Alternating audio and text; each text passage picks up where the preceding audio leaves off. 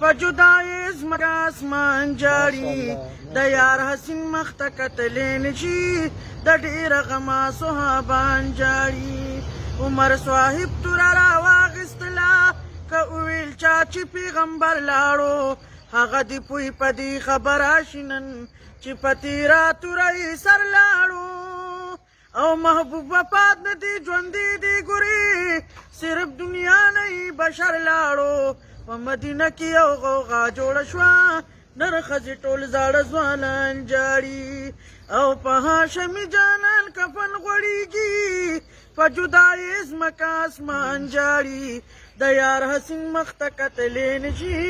د ډېره غمه صحابان جاړي په مدینه کې یو قیمت جوړ شو په دې کې حضرت بلال راغی په جانان پړ مخې ور پرېوتلو غم پې د یار د سپین جمال راغی ویلې د مینې باغ تالا شو زما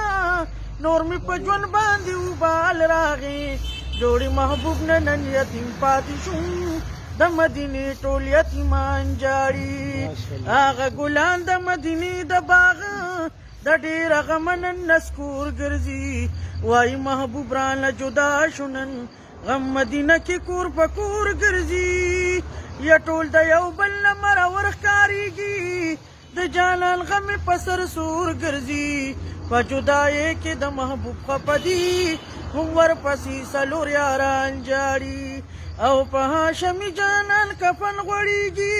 په جدایۍ ځمکه اسمان جاړي د یار حسین مخ ته کتلی نشي د ډېره غمه صحابان جاړي یارانو ویلي چې بېلتون راغی خدای خبر یار به میلاویږي کله بیا په محشر کې به دیدار کیږي خدایه دا عمر به تېرېږي کله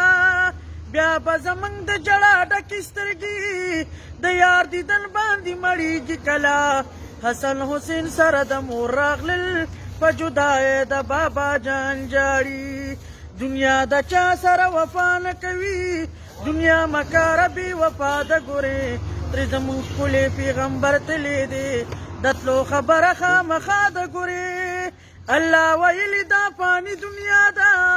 دغه د خدای صفا وینا ده ګورې شمس رحمانه ته یوازې نه یې جانان پسې واړه جهان جاړي او په هاشمي جانان کفن غوړېږي په جدایۍ ځمکه اسمان جاړي د یار حسین مخ ته کتلی نشي د ډېره غمه صحابان جاړي